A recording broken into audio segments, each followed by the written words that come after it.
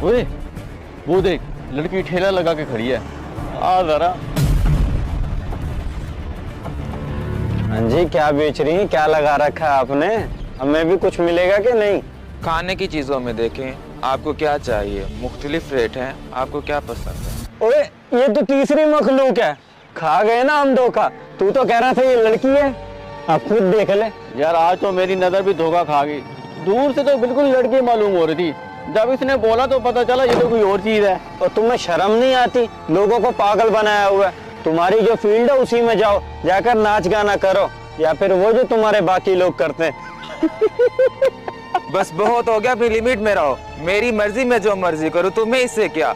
तुम जैसे लोगों के जहन में सिर्फ गंद भरा होता है। कुछ खरीदना है तो खरीदो, वरना जाओ यहाँ से। रोजी का टाइम है, खराब नहीं करो। 2 टके के ख्वाजा सरा, तेरी हिम्मत कैसी है ऐसे बात करने की? अभी तेरा दिमाग ठीक करते हैं, तेरी ऐसी की तैसी। ओए खबरदार, अगर इसको आग लगाने की कोशिश की तो वो जैसे भी है, जो भी है, अपना काम कर रही है। तुम्हें इससे क्या? तू कौन है भाई, क्यों बीच में मामा बन रहा है? चल जा यहाँ से। मैं पुलिस वाला हूँ, इतना काफी है या मजीद तारुफ करवाऊँ तुम दोनों को? चल चल यार, छोड़ इसके मुंह क्या लगना, दफा कर आ जा।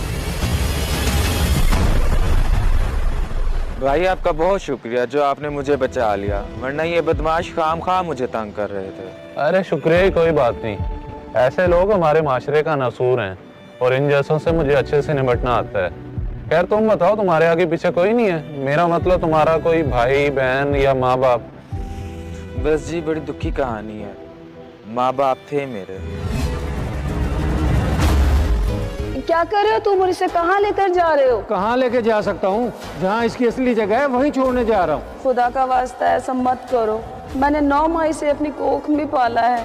इस मासूम को माँ से जुदा मत करो। अगर मुझे पता होता तुम ये पैदा करोगी तो मैं तुम्हें भी जहर दे देता।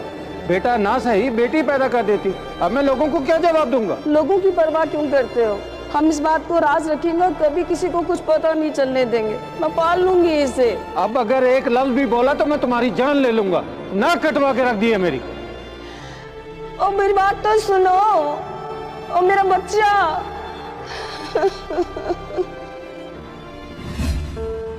ये थे मेरे माँ बाप, और बहन भाइयों का मुझे पता ही नहीं। सुन के बड़ा अफसोस हुआ।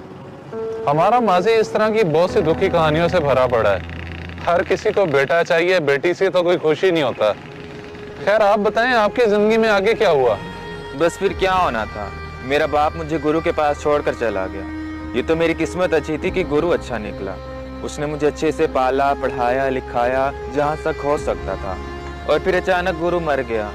अब जिंदा रहने के लिए मुझे कुछ ना कुछ तो करना पड़ेगा ना। अच्छा, तो गुरु ने तुम्हें कुछ सिखाया नहीं?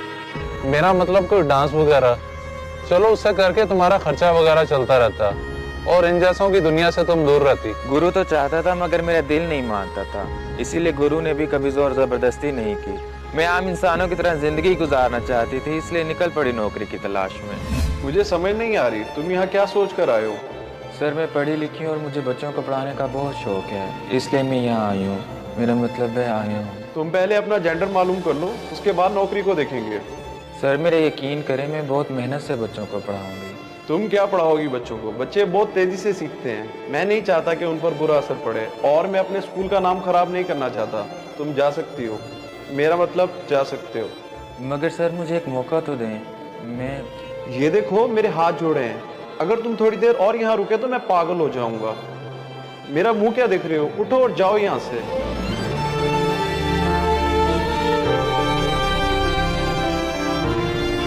नहीं भाई, मेरे पास तुम्हारे लिए कोई जगह नहीं है। आप मुझे रख लें, मैं खूब दिल लगाकर काम करूंगी। कभी किसी कस्टमर को कोई परेशानी नहीं होगी। ऐसा क्या करोगी जो कस्टमर को परेशानी नहीं होगी? ताली बजाकर दिखाओगी या कुछ और करके? अगर आपने नौकरी नहीं देनी तो ना दें, मगर ऐसे बेइज्जत तो ना करें मुझे। तो और फिर क्या, तुम्हारे लिए फूलों के हार मंगवाऊं? चलो जाओ यहाँ से, नहीं तो धक्के मार के निकाल दूंगा। जाओ। देखिए, काम पे तो मैं तुम्हें रख लूंगा, लेकिन हफ्ते में 1-2 बार तुम्हें मेरा काम करना होगा। समझ रही है ना? मैं समझ रही हूँ तुम्हारी नीयत को। मैं यहाँ गंदे काम करने नहीं आई, मैं मेहनत से रोजी करना चाहती हूँ। देखो, तुम ख्वाजा सराओ, मेहनत से ज़्यादा तुम क्या कर लोगी?